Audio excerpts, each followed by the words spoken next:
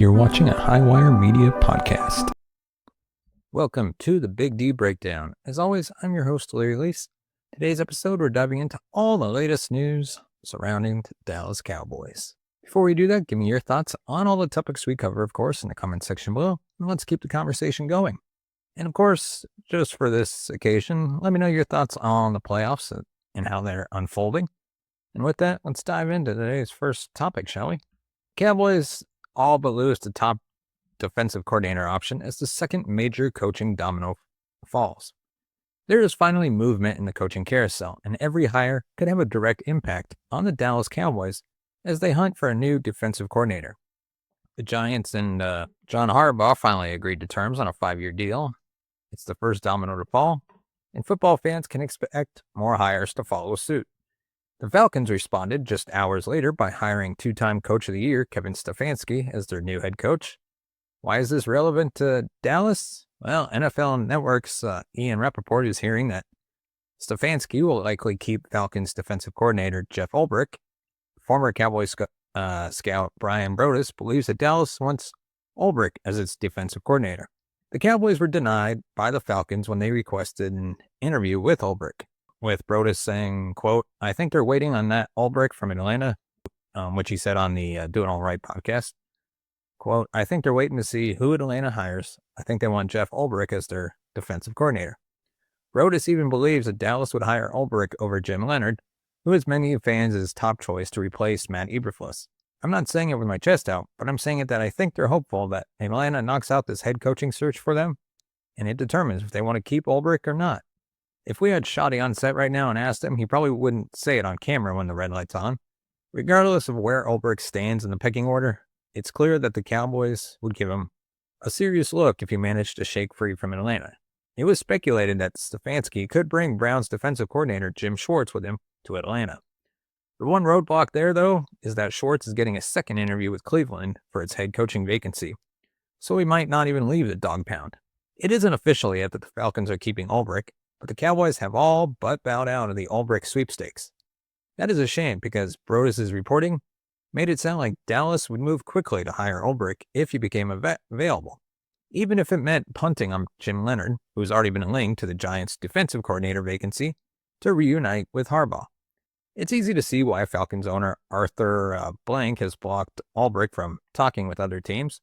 A year after ranking 31st in sacks, Atlanta broke its single-season franchise record with 57 sacks this season. Only the Broncos had more. Ulbrich dialed up the second most blitzes of any team with 208.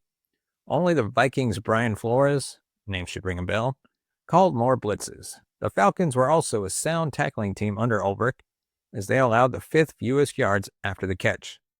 They also had a knack for generating takeaways, ranking 8th with 1.4 takeaways per game, and 7th with a 256% interception rate. Ulbrich checks almost every box. He'd be a great hire, but at his rate, it would be shocking if the Cowboys even get him in the building for an interview. So there's actually 5 moves that the Cowboys can make to free up $94 million in cap space. Jerry Jones is on the record saying that he will, quote, "bust the budget this offseason to build the Dallas Cowboys into a contender." Luckily for Jones, his offense is already a juggernaut, and almost the entire starting 11 is under contract for next season. While that's all well and good, the defense was one of the worst in NFL history, worse in NFL history this season, I should say. It needs 3 new pass rushers, at least 1 starting caliber cornerback, 2 starting caliber linebackers, and a safety. That's the bare minimum. The bad news? The Cowboys are currently projected to be $39 million over the cap. The good news? The NFL's salary cap is remarkably easy to manipulate. Jerry and Stephen Jones can snap their fingers and make more than $90 million appear. So, right at the top, you can restructure Dak Prescott for $30.96 million. The Joneses are not easy to predict, but you can put it down in pen that they will tinker with Prescott's contract to get cap compliant. Kicking the can down the road with a 32-year-old quarterback is risky, but Prescott's game is going to age extremely well. As long as he remains healthy, Dallas can expect another 3 to 5 years of high-level play from its starter. A simple restructure would free up a whopping $30.9 million in cap room. Next, you would restructure CeeDee Lamb for $19.02 million. Lamb is set to have a $38.4 million cap hit next season. Like Prescott, restructuring Lamb's deal is a no-brainer, as he'll be entering year 2 of the 4-year, $136 million extension he signed in August 2024.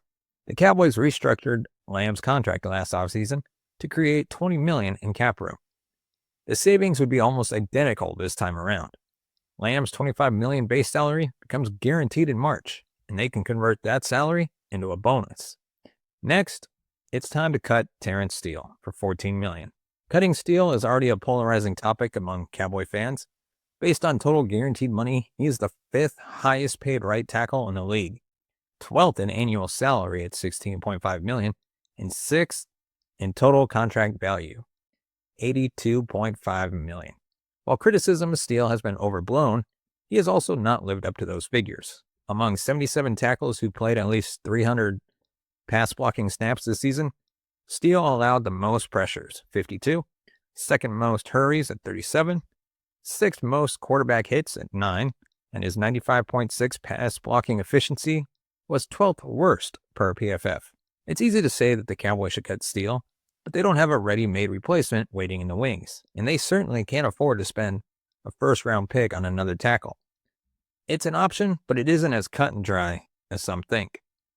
Then, next, you're going to want to extend Quinnen Williams for $15.56 million.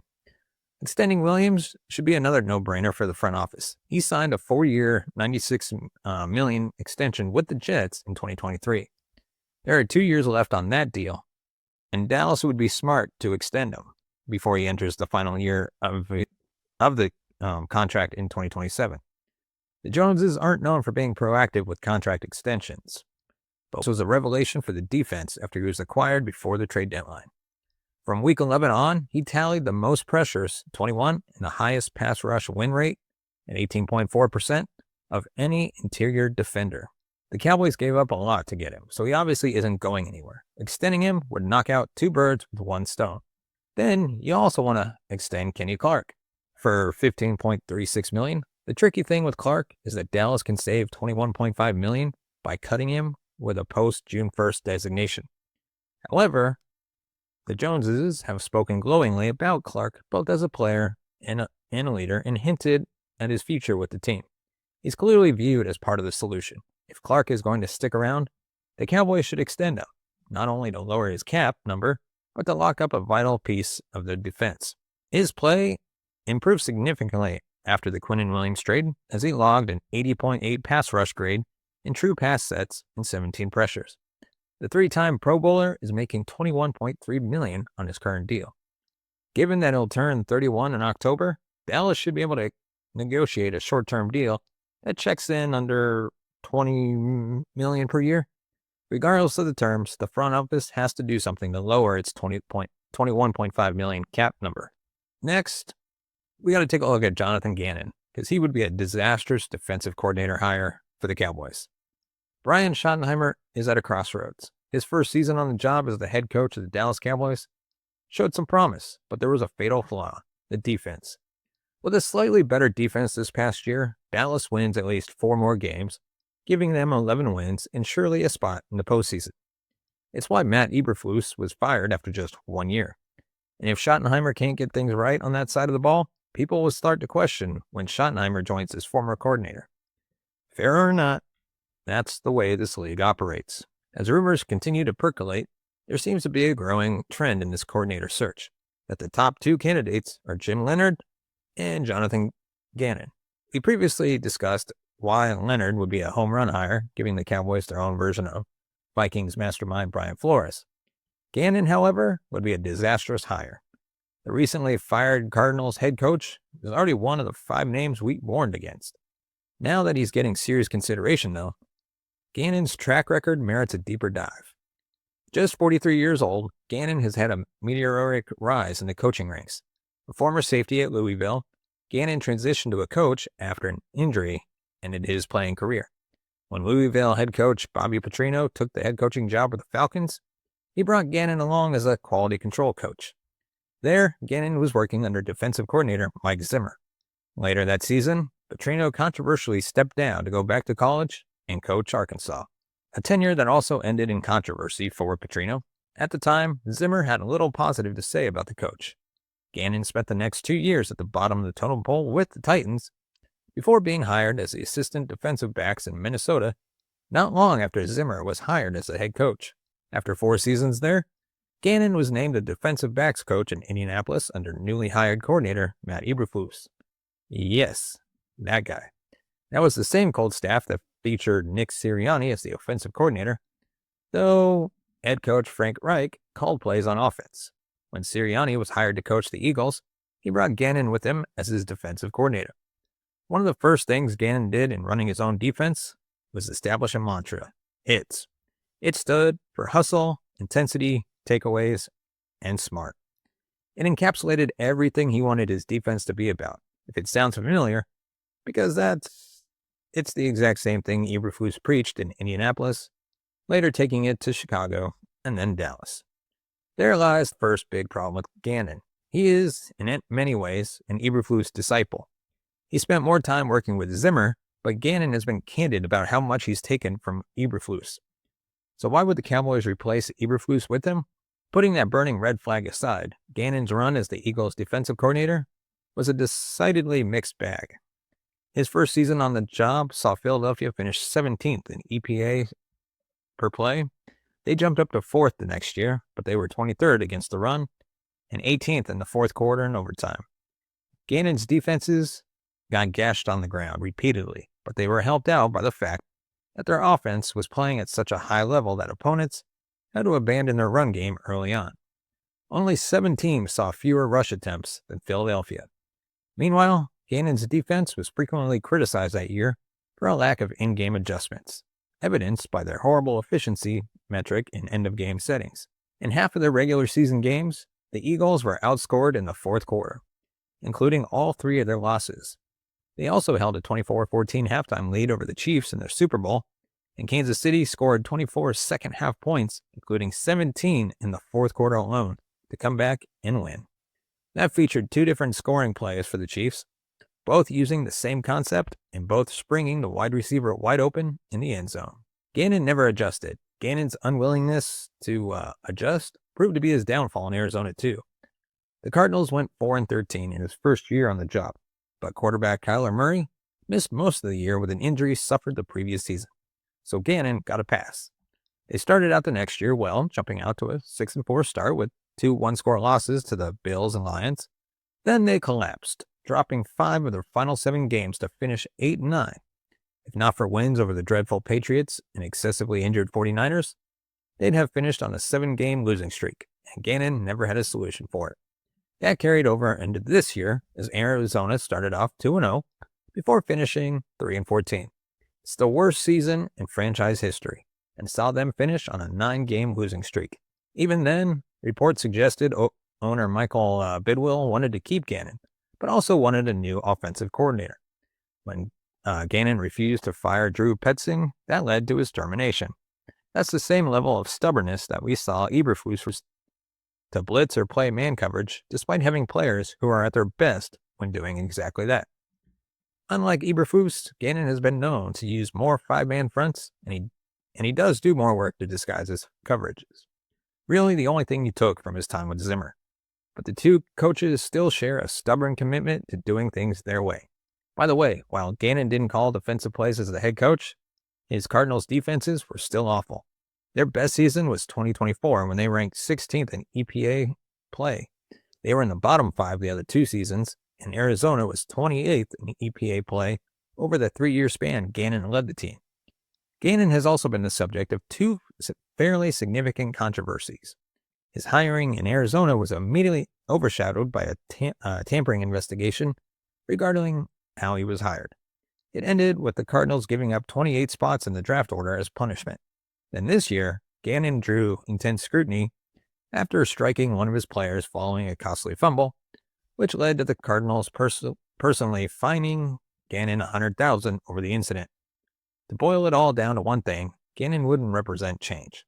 Not only is he a proud disciple of Eberflus, he's frequently demonstrated the same kind of stubbornness and lack of in-game awareness that got Eberflus in so much trouble.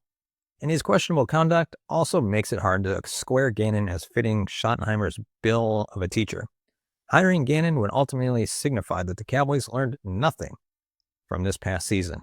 The Dallas Cowboys have a lot of work to do this offseason and get better results in 2026. One position they likely won't do much with, though, is quarterback.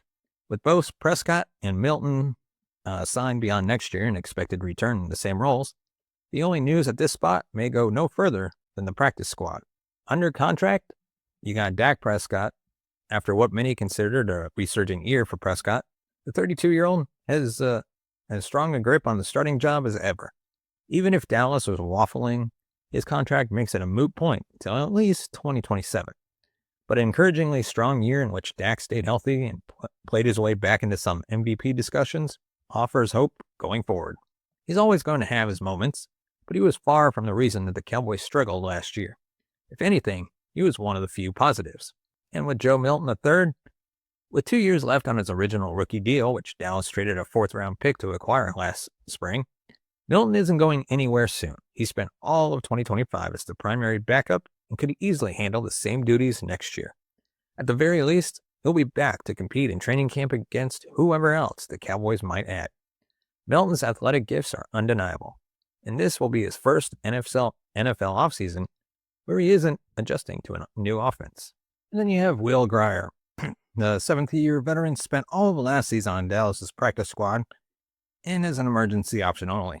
He'll be 31 after April, so there's no reason to think he couldn't return in the same capacity. I mean, he's well liked, especially by Prescott, and must bring enough to the quarterback room and practice field that Dallas brought him back in 2024 after a nearly 2-year break. If he allows Dallas to get away with only keeping 2 quarterbacks on the regular 53-man roster and at practice squad cost, he may find more work here. So what's needed? Well, that depends on how much they believe in Milton. A healthy season for Prescott could either be a sign of things to come or like a hot hand in Vegas. Rolling again with Milton as number 2, given Prescott's history, means you're running the big risk of him having to play meaningful snaps at some point in 2026. If you're okay with that prospect, then cool. But if you believe in this team's competitive chances next season, then do you want to leave your most important position to chance? So, the Cowboys' biggest offseason task is so obvious that even Jerry Jones can't miss it. If the Dallas Cowboys really want to cement themselves as contenders in 2026, they need to take a big swing. Jerry Jones did the same thing last offseason with George Pickens, and that paid off handsomely, which means that he should do the exact same thing on the other side of the ball. This Cowboys offense has too much talent to be wasted by a historically bad defense. While Matt Eberflus's lack of functional knowledge of how to use his personnel was bad enough, this unit still needs a couple more reinforcements, especially with a new defensive coordinator coming to town. They can address the defense through the draft or by adding Trey Hendrickson in free agency. But the best course of action is to swing a blockbuster trade. The Quinnen Williams deal has worked out well, but now that Max Crosby could be available for trade, Jerry needs to call up his buddy Mark Davis. The 5-time Pro Bowler is one of the best pure pass rushers in football, and that's exactly what Dallas has lacked since trading Micah Parsons. In just 15 games this year, Crosby logged 10 sacks and a career-high 28 tackles for loss, as one alone bright spot on a Raiders team that was a complete disaster. The 28-year-old has been floated as a popular trade candidate after he was shut down by the Raiders late in the year, even though he wanted to play through his knee injury. Sidelining him helped them clinch the number 1 pick in the 2026 draft, but it also severed the relationship between him and Davis. From a financial perspective, it would be easy to swing a trade since Crosby's contract extension was front-loaded, but the Cowboys are also in a bad financial situation. Their payroll is currently the highest in football, and they still have to agree to new contracts with Pickens and Javonte Williams. There is risk because he may require meniscus surgery this offseason, but risk has never stopped Jerry before. Before he was acquired by Dallas, Pickens had attitude concerns, but since the Eastern Michigan product went to high school in Texas, they shouldn't be spooked by some minor red flags. For those who are worried about parting with too much draft capital, fear not. After the LA Rams picked first in the 2016 draft, they didn't make a first-round selection for 8 years. Yet they still won a Super Bowl and made another by going all in. The Cowboys really want to push for the NFC East and establish themselves as legit contenders in 2026. Jerry knows he needs to do, especially since they can use some of the picks they got in the Parsons trade to get it done. So let me know your thoughts on the topics we covered. Let me know what you think about the Cowboys' current situation. And if there's anything I missed that I should have covered in future episodes, let me know. And I'll hopefully get them in another episode. Of course, if you want to support the channel, you can buy us a copy at buymeacoffee.com/thebigd. As always, thank you so much for watching and listening. You can find us on all major podcast platforms, including Good Pods, Spotify, Apple Podcasts, you name it, we're there. As always, thank you so much for watching, listening. We'll see you next week.